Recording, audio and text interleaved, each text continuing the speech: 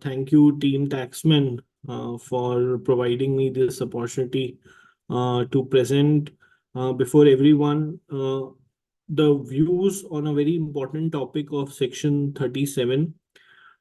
So what I'll do is I'll share my screen and directly jump onto the topic proper. I hope my screen is visible. Yes, sir, it is.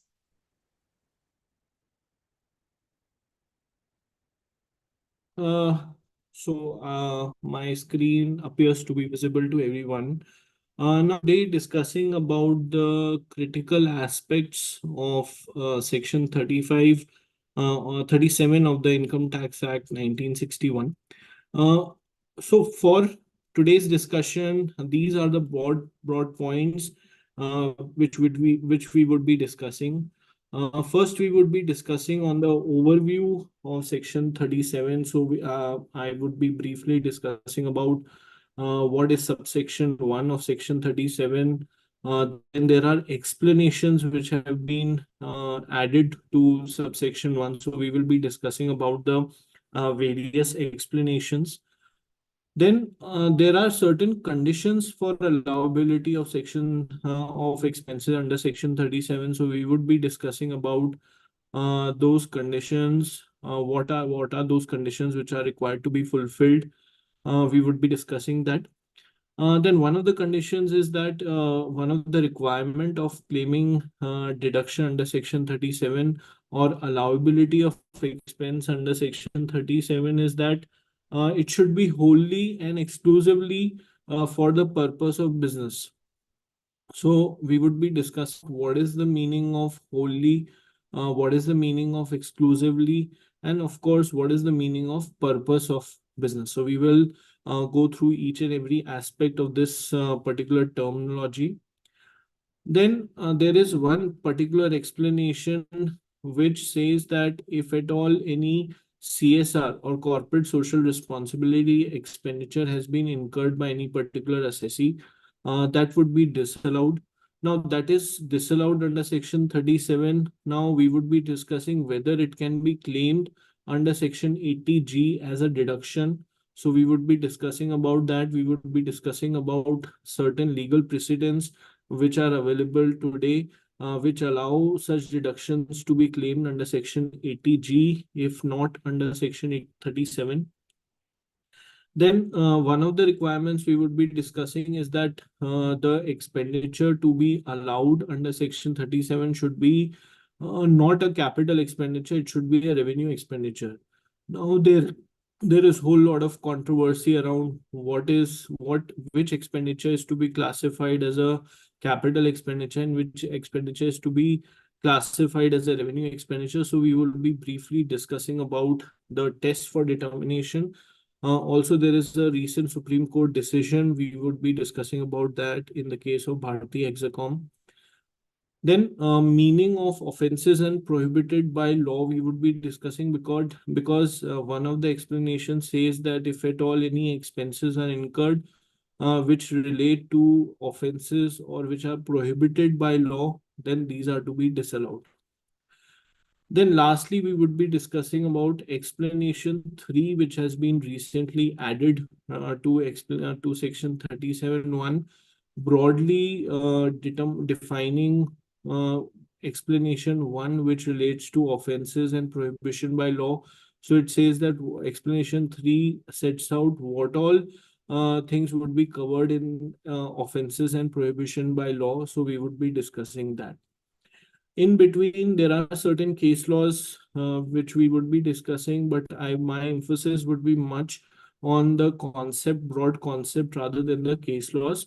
So we would be discussing or we would be referring to certain case laws as and when we discuss the concepts during our session.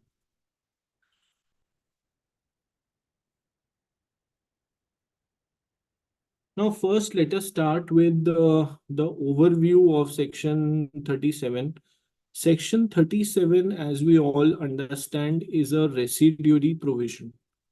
Now, there are specific sections under the profits and gains of business and profession head, which allow expenses to be deducted. That allowability of expenses is possible, and there are specific sections to that effect. So, for example, section 32, there it is a specific section for allowability of depreciation. There is section 30 which has a specific which allows specific nature of expenses to be allowed. There is a specific section for scientific research expenses. Now these are from section 30 to 36. These are specific sections which are there under the PGBP head, which allow deduction of specific expenditure. As against that, section 37 is a residuary provision, and if you look at the heading even of section 37, it says the heading says general. So it is a residuary provision. If any expenditure which of course fulfills the conditions which are prescribed under subsection 1, if at all that expenditure is incurred for the purpose of business, and of course, as I mentioned, it fulfills the conditions prescribed under section 37(1), and if it does not fall in any of the other sections, say from section 30 to 36, if that particular nature of expenditure does not fall in any of those sections, then it would be allowed as a deduction. Now, the starting point of section 37 is that it says any expenditure not being expenditure of the nature referred to in section 30 to 36. So first test is that if any expenditure has been incurred, and of course we would be discussing about what the term expenditure connotes. So if any expenditure has been incurred, and if that expenditure is not covered under section 30 to 36, then it would be covered under section 37. Now, being covered under section 37, apart from this, there are other conditions which are prescribed. One of the condition is that it should not be in the nature of capital expenditure. It should not be in the nature of personal expenditure. It should be laid out wholly and exclusively for the purpose of business of that particular assessee. Then in that case, it would be covered under section 37. So it has to be a revenue expenditure. It cannot be a personal expenditure, and it should be incurred for the purpose of business. Then it would be allowed as a deduction. Now, of course, when I talk about section 37 and subsection 1 and the conditions which are prescribed therein, which I just discussed, one also will have to look at the explanations which have been introduced under section 37 at different points of time. Now, as you can look at this slide, there are three explanations which are there in subsection 1 of section 37. Now, as we all understand that explanations are inserted from time to time to clarify the intent of the legislature, and see instances of these explanations being introduced in section 37. One explanation one was there. Explanation one specifically was introduced White Finance Act 1998, and this was introduced with retrospective effect from 1/4/1962, and it clarified that with those expenses which are incurred by the assessee in which is an offense or which is prohibited by law shall not be deemed to have been incurred for the purpose of business and profession, and for that no deduction or allowance would be available to the assessee. So of course, if a particular expenditure is fulfilling the conditions which are prescribed under subsection 1 of it being revenue in nature, of it being not of a personal nature, and of it being incurred for the purpose of business. However, apart from that, that particular expenditure will also have to pass the test of those explanations. If suppose that expenditure is related to an offense or which is prohibited activity, then it would be not allowed under section 37. Similarly, there is explanation two. Explanation two, as I mentioned in the start of the session, that explanation two is in relation to the corporate social responsibility expenditure. Now, corporate social responsibility expenditure is being mandated by the Companies Act, Section 135 of the Companies Act, which requires certain companies to mandatorily incur expenditure for the purpose of CSR, corporate social responsibility. Now, this expenditure has been disallowed. So, although that expenditure might be fulfilling the criterias as I discussed for subsection 1, but if it is in pursuance to section 135 of the Companies Act related to corporate social responsibility, then that expenditure would not be allowed under section 37. The rationale which was given for this particular explanation is that those expenses essentially were to be incurred by the company for the for on and for behalf by the for the government.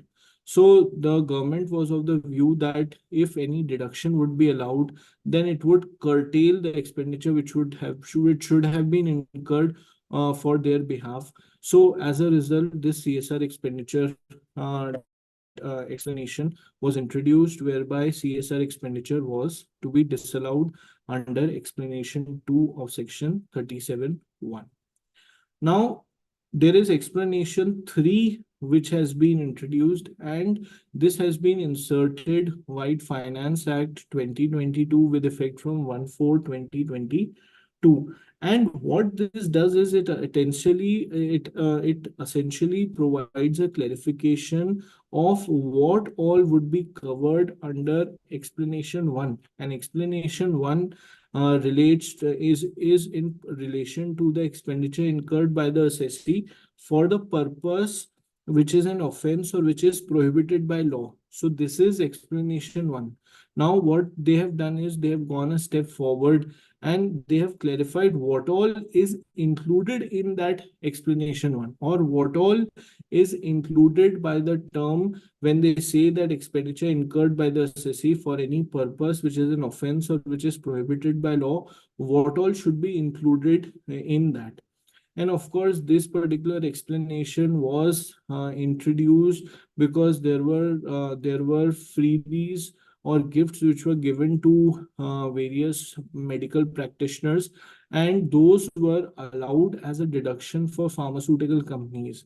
And we will be discussing that there was a CBDT circular which had been introduced, wherein it was held that those expenditure, the expenditure incurred for the purpose of giving freebies or gifts to medical practitioners should not be allowed, is an offense and not allowed under the law. But apart from that, various courts were allowing these expenditure to the pharmaceutical companies, stating that those pharmaceutical companies were actually providing those gifts or freebies to the medical practitioners, and it had enhancement of their business purposes. So as a result, it was being allowed.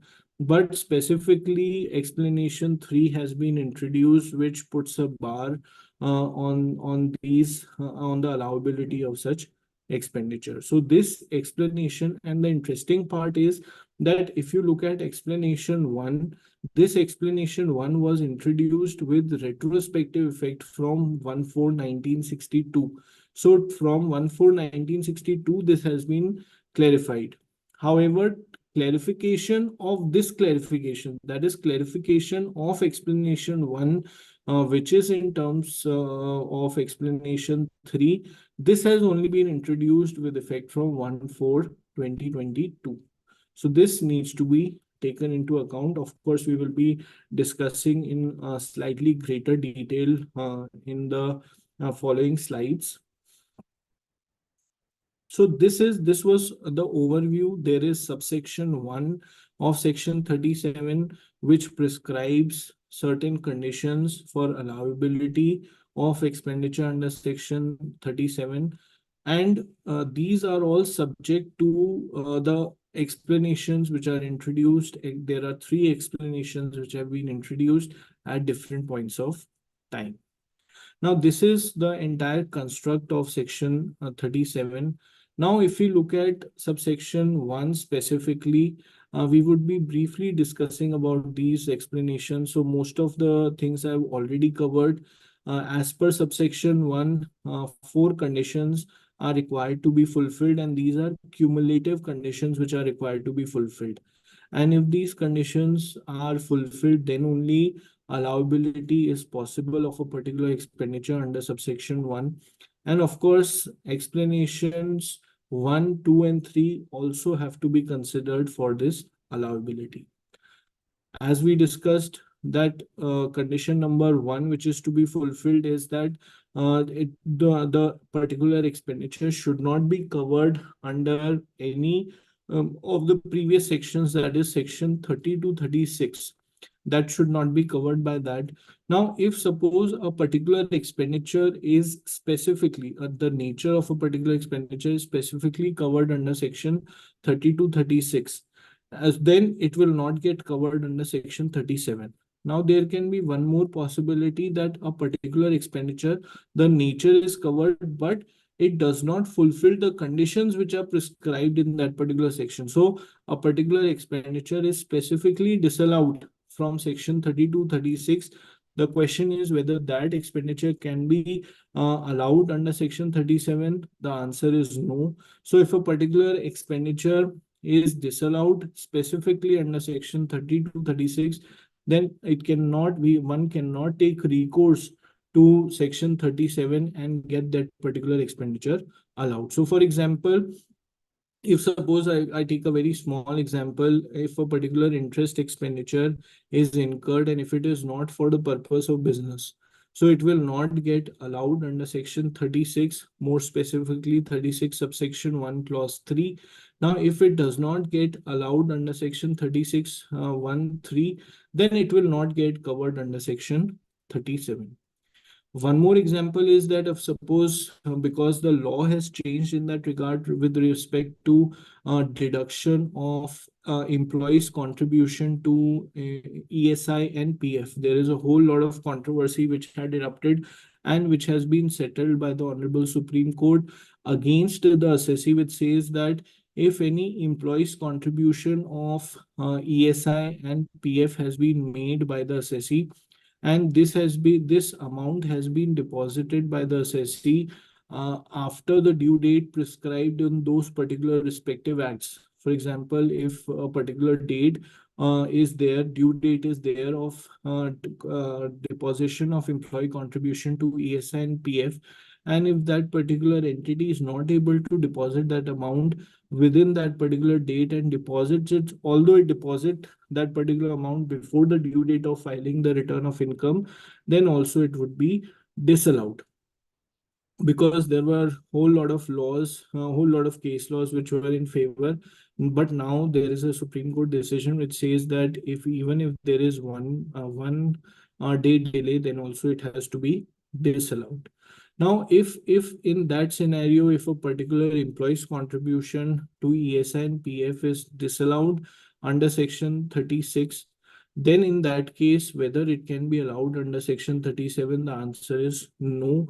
And there are even recent judgments to that effect, wherein assessees had argued that if a particular if that particular deduction is not being given under section 36, then it should be allowed under section 37. But courts have said that no, it cannot be allowed under section 37. So the crux is that if a particular expenditure is covered under section 30 to 36, whether by way of allowability or whether it is not allowed, then it cannot be covered under section 37. Then the second condition is that it should not be in the nature of capital expenditure. Of course, we all know that under Income Tax Act, only revenue expenditure is allowed. Any expenditure in the capital field is not to be allowed. So if a particular expenditure is in the capital field, that is not to be allowed. Third condition is that if a personal nature expense is incurred, then also it is not to be allowed.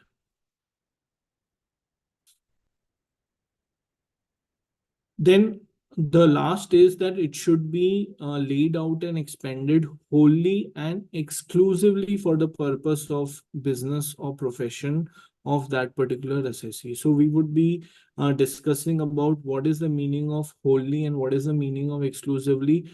But for now, one needs to understand that if any particular expense has been incurred for the purpose of business of a particular assessee, then only it would be allowed. If it is not in the nature of it is not for the purpose of business or profession, then it would not be allowed. For example, if suppose I am a director in a particular company, and if I go to a particular country outside India, and that is for my own personal enjoyment, and it has got nothing to do with the business of the company. My company is not working in that particular jurisdiction, in that particular country, and it is solely for the purpose of my enjoyment, for the purpose of enjoyment of my family members, then it would not be allowed as a deduction. So that particular expenditure has to be for the purpose of business.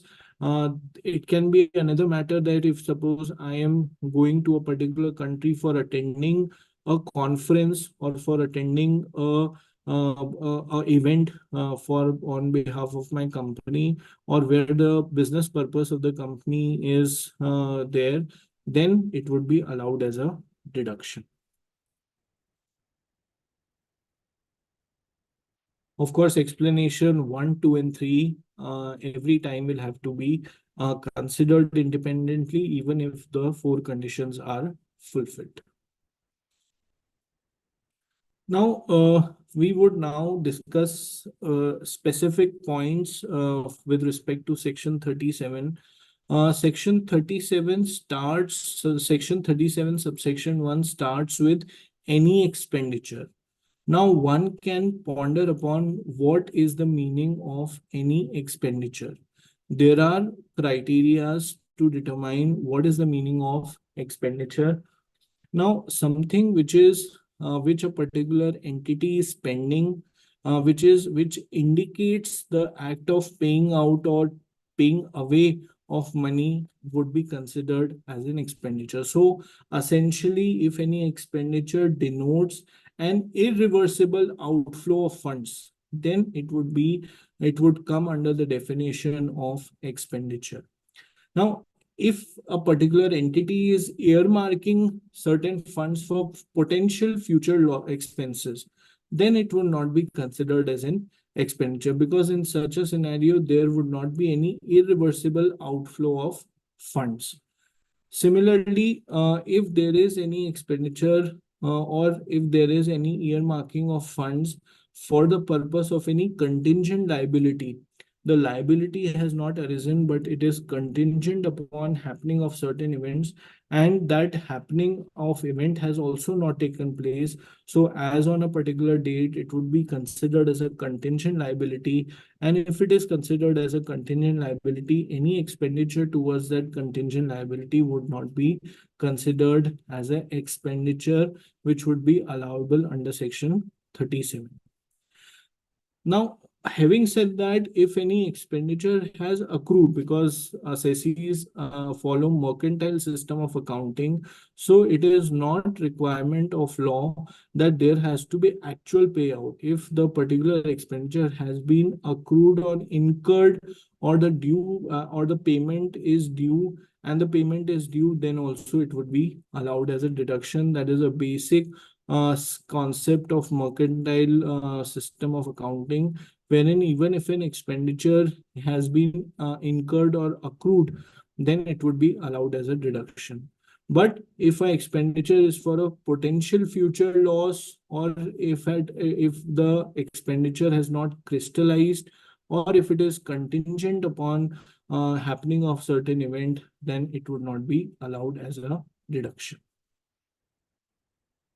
There are few queries in the chat box and the Q&A, which I would take at the later part of the session, because first I would want to finish most of the things, because we have less time available with us. So it would be better if we can finish all those things and finish all the concepts, and then probably in the time which is left, we can discuss the queries which have been raised.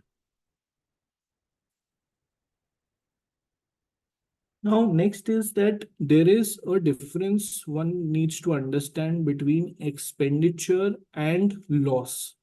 Now, what is the difference is, in case of an expenditure, there is a conscious act of paying out or spending that particular expenditure. But in case of a loss, that conscious act is not there, but it arises or it is given upon a particular assessee or a particular entity due to external factors. That is very important. Then there is a deliberate choice of outflow of resources in case of an expenditure. However, the loss is completely involuntary.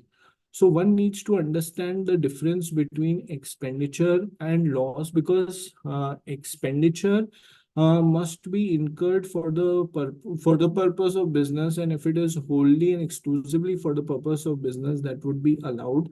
In case of a business loss, that would qualify as a deduction if only it is of a non-capital nature. I have referred to certain decisions, but the concept one may understand and can refer to the case law subsequently. So, in case of a business loss, one only a non-capital nature business loss would be allowed as a deduction.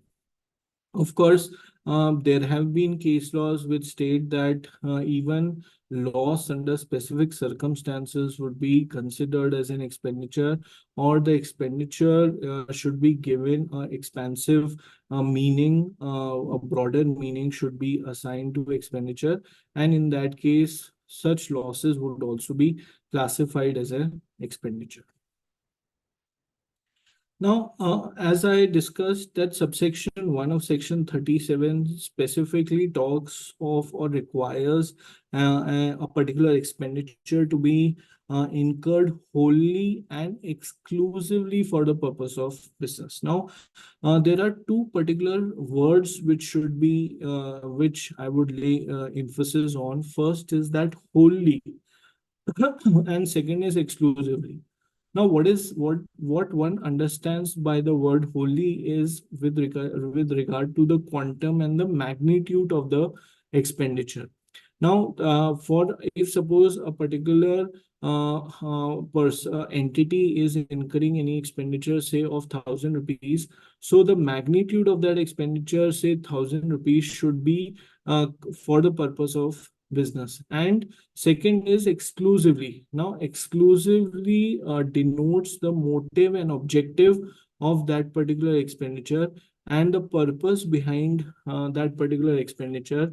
And if that particular expenditure is for entirely is being incurred for the purpose of business. So the words used are wholly and exclusively. So if suppose I am incurring 1,000 rupees, and if that 1,000 rupees is incurred, entire 1,000 rupees is incurred for the purpose of my business, the objective and the motive behind incurring those expenditure is for the purpose of my business, then it would be allowed. Now, one must understand that wholly and exclusively does not equate to necessarily.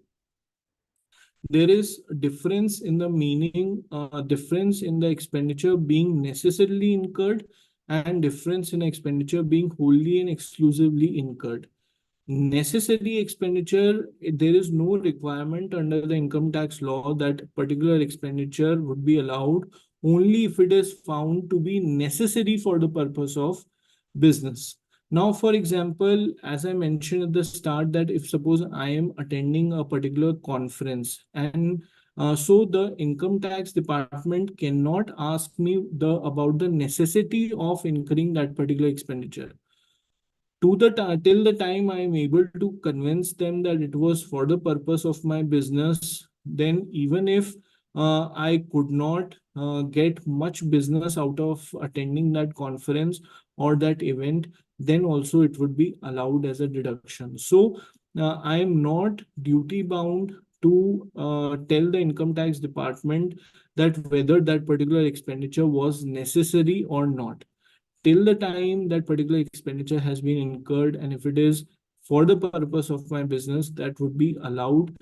The income tax department cannot go behind that expenditure and ascertain whether that was actually required for for the purpose of my business, or whether I have gained any benefit out of that expenditure. That cannot be looked upon while allowing a particular expenditure under section 37. Then it has to be expenditures, of course, voluntarily and without any absolute necessity, as I have already discussed.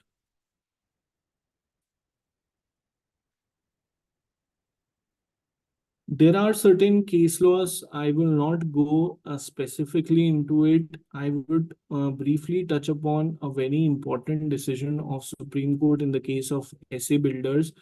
Because under section 37(1), there is a phrase which has been used for the purpose of business or profession.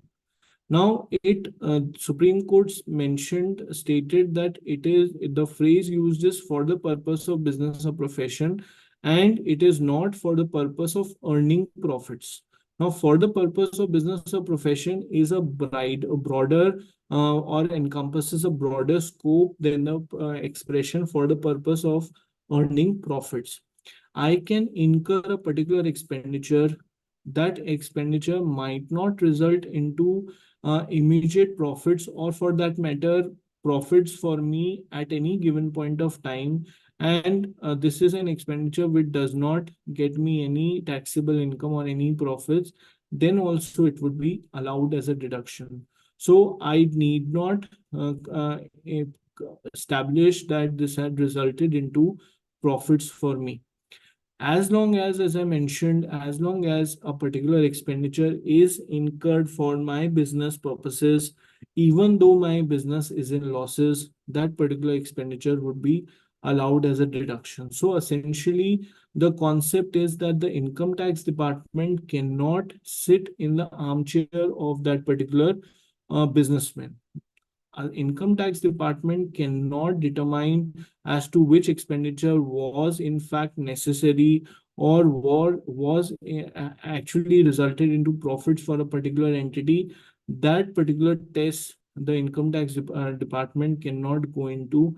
The only requirement, as I mentioned, is that it has to be for the purpose of business or profession, which may not result at all into any profits for the entity. Then also it would be allowed as a deduction. Then one important aspect is commercial expediency also cannot be questioned while allowing expenses under section 37(1). In fact, for that matter, any expenditure which is allowed under the Income Tax Act, the requirement everywhere is that it is to be incurred for the purpose of business. Commercial expediency cannot be questioned by the revenue. Commercial expediency means, for example, if I am incurring a particular expenditure, say 1,000 rupees, and if that a particular work could have been done at say 800 rupees, then income tax department cannot come and question me that why did you incur 1,000 rupees when the work could have been done in 800 rupees. So this is my experience, my wisdom, commercial wisdom as a businessman, as a assessee, which I am having, which cannot be questioned by the income tax department. So the income tax department, as I mentioned earlier also, that the income tax department cannot sit in the armchair of the assessee. It is for the assessee only to decide how much expenditure is to be incurred, and whether that expenditure would be suitable for the business or not, would be viable for the business or not, or whether it may result into profits or losses for the company. That is not a test which is to be seen by the income tax department. The income tax department, as long as my expenditure has been incurred and it is not a bogus expenditure, the income tax department is required to allow those particular expenditures to me. Now, there is one more aspect to it that for a expenditure to be incurred or to be allowed as a deduction, one must carry on the business, because everywhere the phraseology which has been used is for the purpose of business.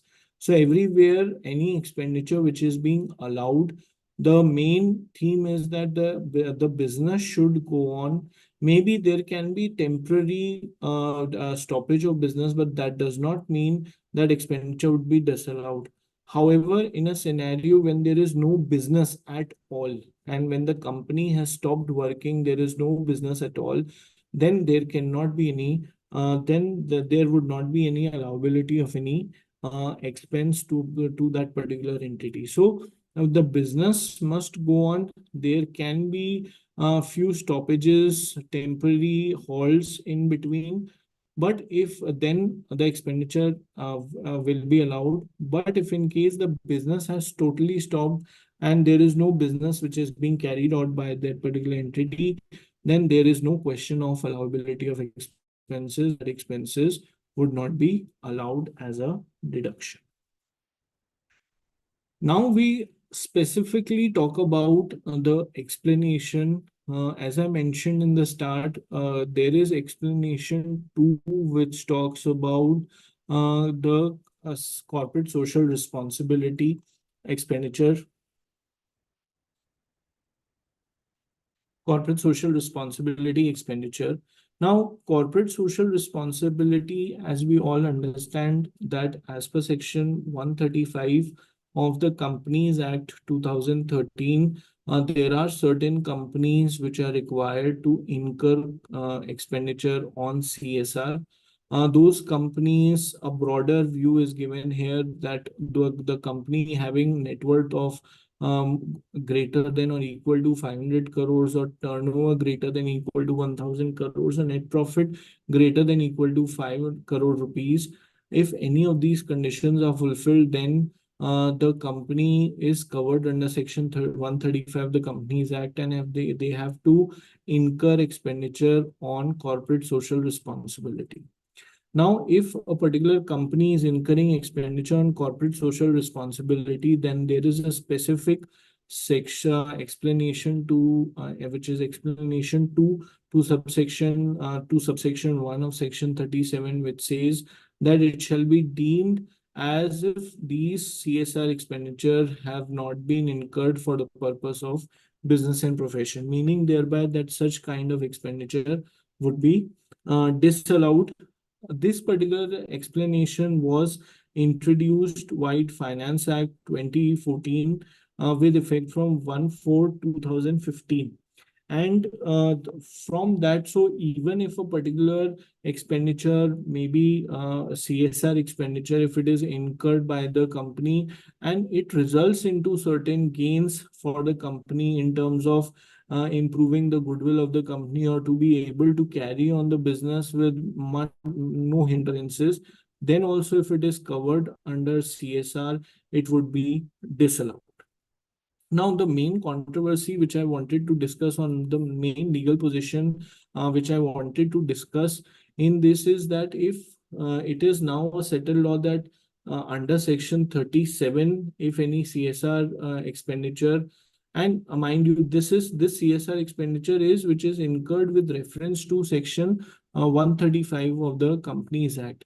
If there is any other expenditure, maybe of a CSR nature, and if it is not covered by Section 135, and if it results into enhancing the business prospects, or to be able to carry out the business for that particular entity, then it would be allowed as a deduction. That it would be covered under Section 30 to 37, 30 to 36 itself, and it would be allowed as a deduction. But if it is specifically for Section 135 of the Companies Act, then it would not be allowed as a deduction. Now the question is, if it is not allowed as a deduction under Section 37, can we think of claiming it under Section 80G? The answer is yes. There have been instances in the past wherein the courts, especially ITATs, have upheld this particular view that these two sections are non-exclusive. So if a particular expenditure is being disallowed under section 37, then also it would be then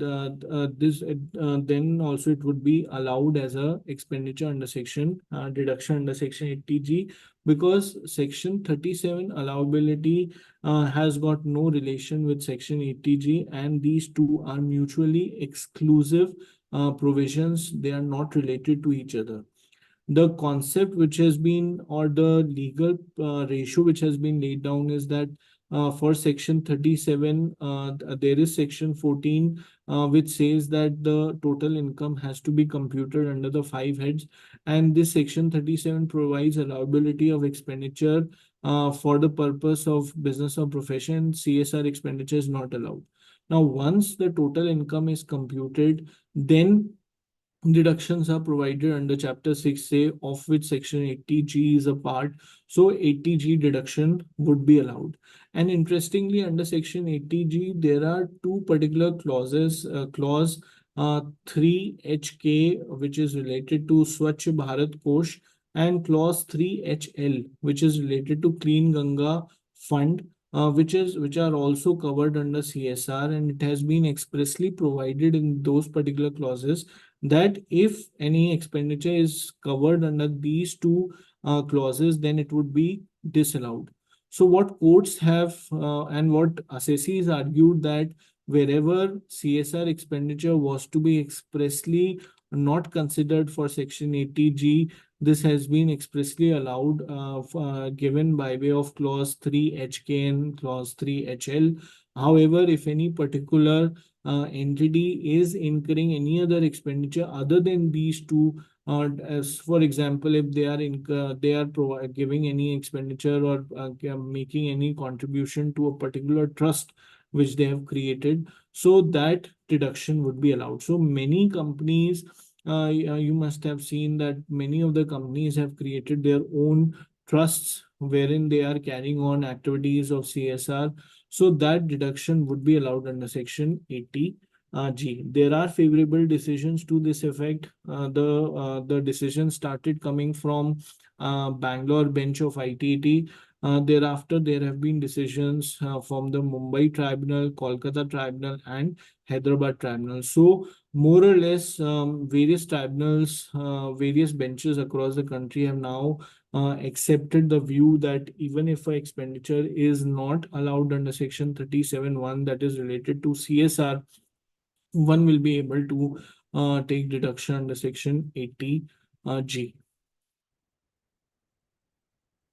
Now, the next important concept is, as I mentioned in the start, that the expenditure should be in the revenue field. It should not be in the capital field.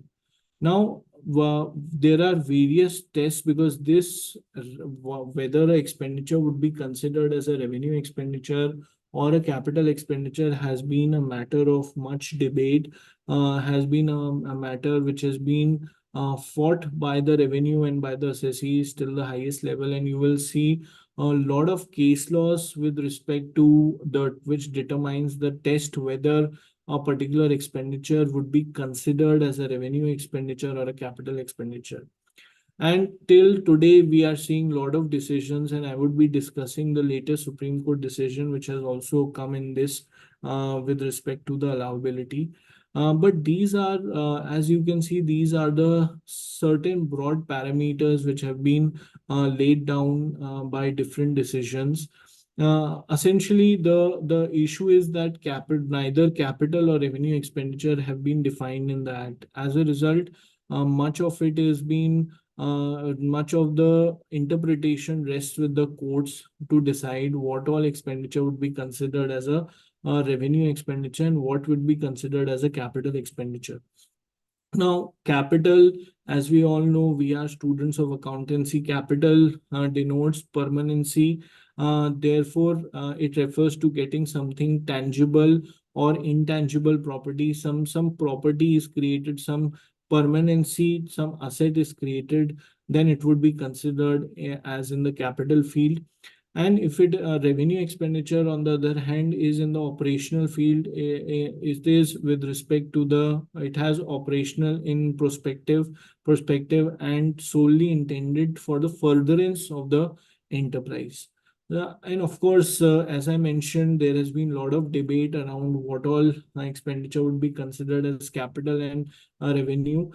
Each particular expenditure, the nature will have to be seen, the factual position has to be seen, and then only one can arrive at a possible conclusion of that particular expenditure being in the revenue field or in the capital field. Now, but one aspect which everyone must understand is that because what we get under the income tax law is that most of our deductions are based on whatever accounting treatment we are doing. So, if suppose a particular expenditure has been considered as capital from the accounting perspective, then the same treatment is given under the income tax law as well. This happens in most of the cases, but it is very important to understand that whatever accountancy or whatever entries have been done in the books of accounts, that cannot be a basis for allowability of a particular expense under the income tax law. So essentially, entries in the books of accounts are not at all a decisive factor for their treatment in the income tax law. So if suppose a particular expenditure has been considered as capital in nature under in the accounting treatment has been given as that of a capital expenditure, that cannot be a stopple for claiming that particular expenditure under the revenue field. So one will have to ascertain from the income tax point of view and the ratios laid down. There may be a lot of instances that a particular expenditure for the purpose of accounting may be can be considered as a capital expenditure. But if we look at the different ratios laid down by different high courts or Supreme Court, then we may come to a conclusion that that particular expenditure may be considered as in the revenue field. So, irrespective of the treatment which has been given for the purpose of accounting, that particular expenditure, the nature should be ascertained for the purpose of claiming that particular expenditure as in the revenue field. So one will have to look at the nature specific and not go by the accountancy. So one can rely on this Kedarnath Jute Manufacturing Company Limited case, which says that treatment of a particular expense or treatment in the for the purpose of accounting cannot be a basis for its treatment under the income tax law. So essentially, entries in the books of accounts are not at all relevant. For example, I had fought a case wherein a particular mining company was giving compensation to different because they were given a huge land for the purpose of mining, and they were giving compensation to different landowners to go out of to evacuate that particular area. Now that compensation, the company had claimed that particular compensation in the capital as a capital expenditure in the books of accounts. However, we claimed that particular capital expenditure as revenue in nature, arguing that this particular expenditure did not result in any enduring benefit for the company. And even if a compensation of huge amount was paid, it did not result into generation of any capital asset for the company. And the entire compensation was allowed as a deduction by the ITAT, and in fact, that treatment was thereafter followed in other cases as well. So, my emphasis is that accounting treatment is not the only basis for a particular expenditure. One will have to look at the nature and then decide. And you will find a lot of cases wherein the bent is towards, especially under the income tax law, is towards considering a particular expenditure to be revenue in nature rather than capital in nature. So if a particular expenditure is not giving And these are the basic tests which have been laid out if it results into acquisition of any asset. So as I mentioned in my example, the compensation which was being paid by the company to the different persons who had occupied the land wherein the company was to do mining on that particular land, the compensation had not resulted into any acquisition of asset for them. So as a result, it was allowed as a revenue expenditure only. So the basic one of the criterias is that it should result into acquisition of an asset. The acquisition of an asset should be of a permanent nature. Then it would be a capital nature. Then frequency of payment is also very important. Whether the payment is being given on on a yearly basis or at a regular interval, then frequency would decide whether that particular expenditure would be revenue or capital. Whether it would give result into enduring benefit for the company or not, that is also one. And then last is fixed capital. So if it results into any capital being created for the company, then it is a capital expenditure. Now, there is a Bharti Hexacom Limited decision which has recently been pronounced by the Honorable Supreme Court. And essentially, I would just briefly touch upon the controversy which was there. In basically in this, the Supreme Court held that variable license fees which was paid annually by the telecommunication companies under the telecom policy is capital expenditure to be amortized over a period of years under the income tax law.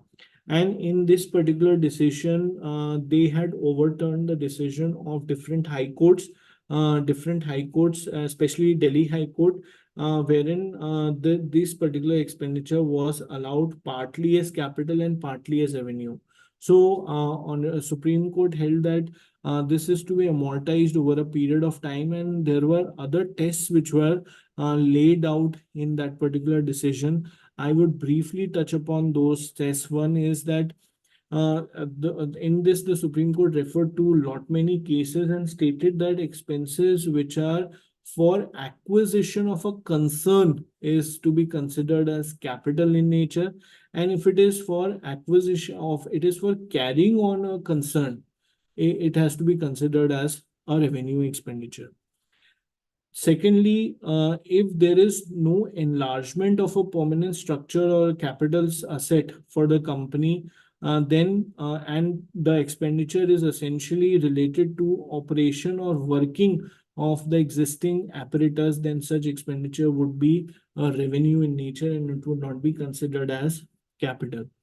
Merely making payment of the amount in installments, Supreme Court said that will not change or convert a particular expenditure to be capital or revenue. So the mode of payment or the payment terms will not make any difference. This was, however, earlier there were pronouncements that if the payment is a one-time payment, then mostly it was considered as a expenditure in the capital field, and yearly payments were considered as expenditures in the revenue field. However, Supreme Court said that mere payments would not be a decisive factor. One will also have to look at other aspects. Then it was also held that a single transaction cannot be split into an artificial manner into a capital and a revenue. So that splitting, which was upheld by the Delhi High Court, it was said that this single transaction cannot be artificially split into a capital or a revenue expenditure.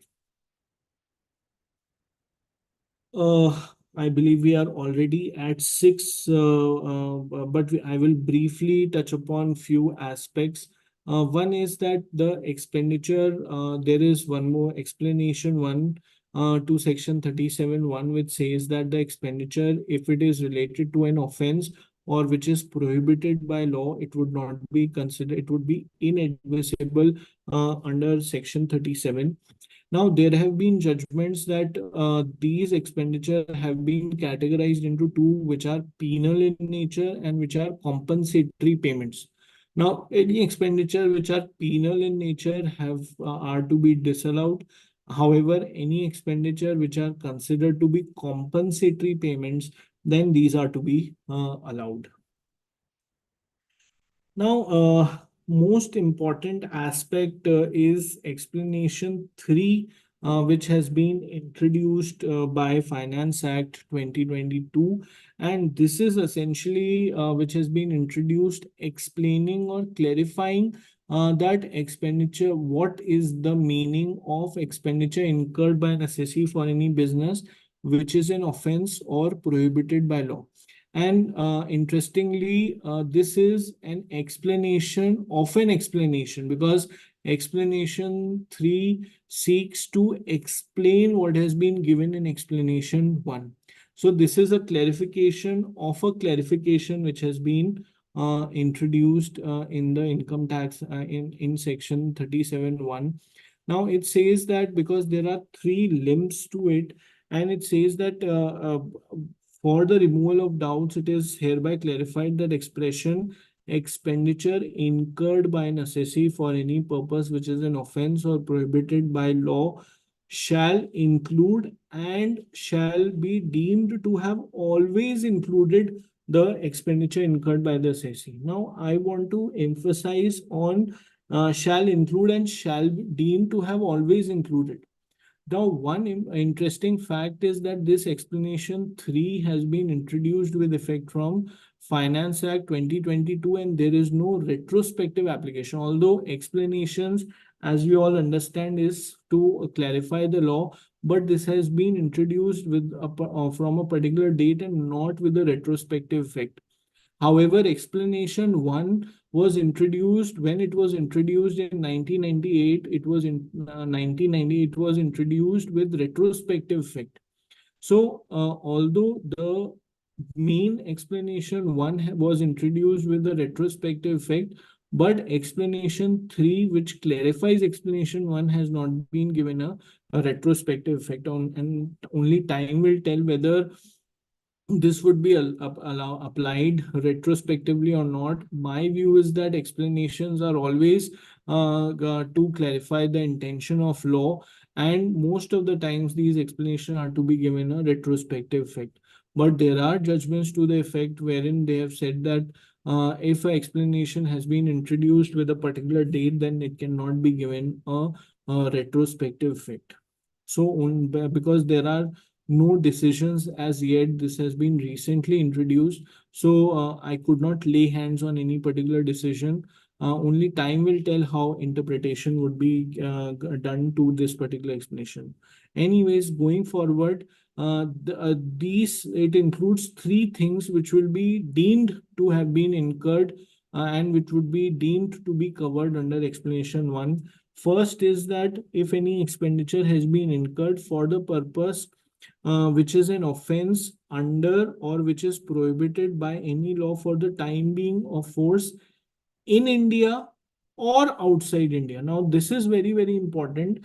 It not only covers the offenses which are under the laws of India, but if any expenditure is incurred which is an offense in the laws of any country outside India or any part outside India, then also it would not be allowed as a deduction. So, uh, prohibition of law has to be seen with reference to the Indian laws, as well as if any expenditure is being incurred outside India, it has to be seen whether that expenditure is at all covered or prohibited by any law of that particular country in which the expenditure is incurred. Second is that if any expenditure is incurred for the benefit of perquisites violating applicable laws by the recipient. Now, this is very important. Suppose I am a pharmaceutical company and I am incurring expenditure in giving gifts to a particular doctor. Now, under the law as in force for the doctors, doctors are not allowed to receive gifts.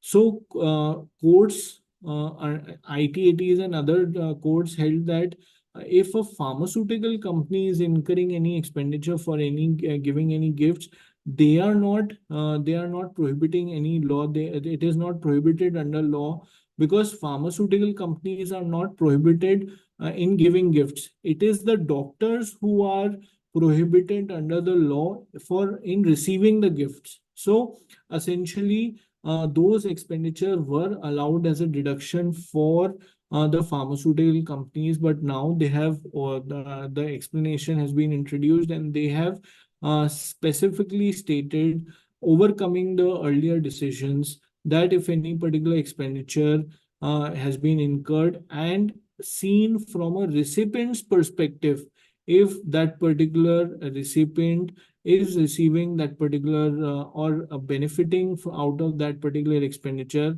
and if for that particular beneficiary or recipient that expenditure is prohibited or that receipt is prohibited by law, then even for the entity or the person who is incurring that expenditure, that would not be allowed as a deduction. So in today's scenario, if a pharmaceutical company is giving freebies or gifts to the doctors, although for the doctors it is prohibited under the law as a recipient, but it is not prohibited for the pharmaceutical companies who are giving such gifts. Then also, seen from the doctor's perspective or from the recipient's perspective, the deduction would not be allowed in the hands of the pharmaceutical companies also.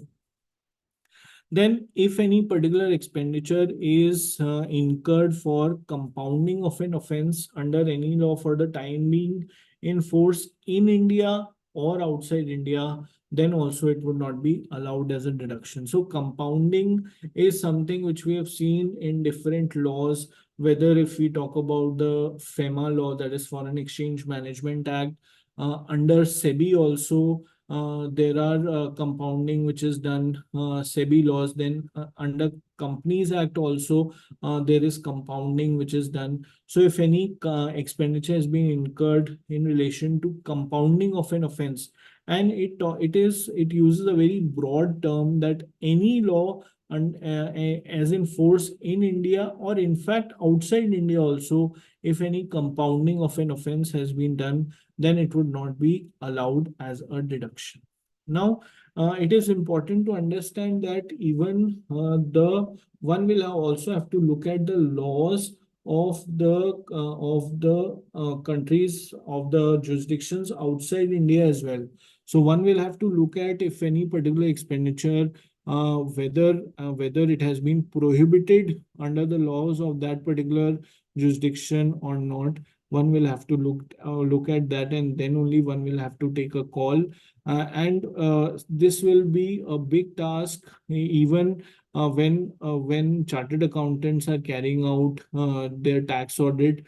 Then they will have to ascertain whether that particular expenditure is, if at all, to be allowed or to be disallowed by referring to the laws of other countries as well. As I mentioned, explanation one is something which was introduced with retrospective effect in Finance Act 1998. But explanation three, which seeks to explain explanation one, has been introduced with effect from 1/4/2022. So it is yet to we are yet to understand that how and when whether this would be given a retrospective effect or not. I think we have already overshot the time given to us, given to me. I will just quickly, because these are some of the case laws, I will not speak in detail about that. There have been whole lot of controversies as to what would be considered as a offense, or what all expenditure would be considered as prohibited by law. But because of this explanation three, this has sought to even increase the scope of these particular offenses and prohibition by law terminology, and a lot of other expenditures are included in explanation 3 now. I understand that there are few queries which have been raised in the box. I will just quickly. So one query is that What about the grace days for payment of employees' contribution to PF and ESI if payment is done after due date but within the grace period? So the entire issue is that a grace period, if as per the law of that particular of ESI and PF, if grace period is allowed and then only the due date is calculated, it would be allowed as a deduction. But if grace period are not considered under the due date, then it would not be allowed as a deduction. I would be sharing my PPT. IPO expenses are deductible, but IPO expenses also have certain other expenditure which are not allowed as deduction. Specifically for increasing the share capital, not allowed as deduction, but any consultancy fees given to any consultant, that is normally allowed as a deduction. What about a new company which has not yet started its billing but has to incur a lot of expenditure before it can raise commercial invoices? So essentially, there is a concept of setting up of business and commencement of business under the income tax law. Once the business is set up, then the deduction would be allowed. So if suppose there are a lot of decisions to that effect, suppose if I'm setting up a factory and the commercial production is yet to start, but I have started the factory. The factory has, although not yet started working, but I am the setting up of business would start from the time I set up my factory. Even though commercial production is not started, then that expenditure would be allowed as deduction.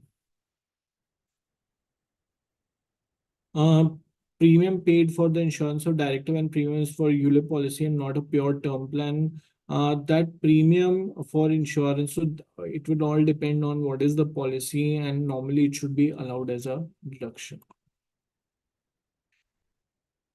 There is one more expenditure wholly and exclusively for the purpose of business. What if an expenditure is incurred in a foreign trip for a business conference and after the conference the assessee takes a week off on holiday? Can the expenditure be allowed proportionate to the number of days spent for the number of days of the conference to the total expenditure? Yes, of course, because that is why the word wholly and exclusively has been used. Any expenditure which is to be allowed should be wholly incurred for the purpose of that particular of the business. If there is an element of personal nature involved in it, then proportionately that will have to be disallowed. And to the extent incurred for the purpose of business, that would be allowed as a deduction. I think I've taken all the queries. If at all there are other queries or any discussion points, then my email address and my contact details are there. I would be happy to discuss and discuss the various aspects and work on the queries.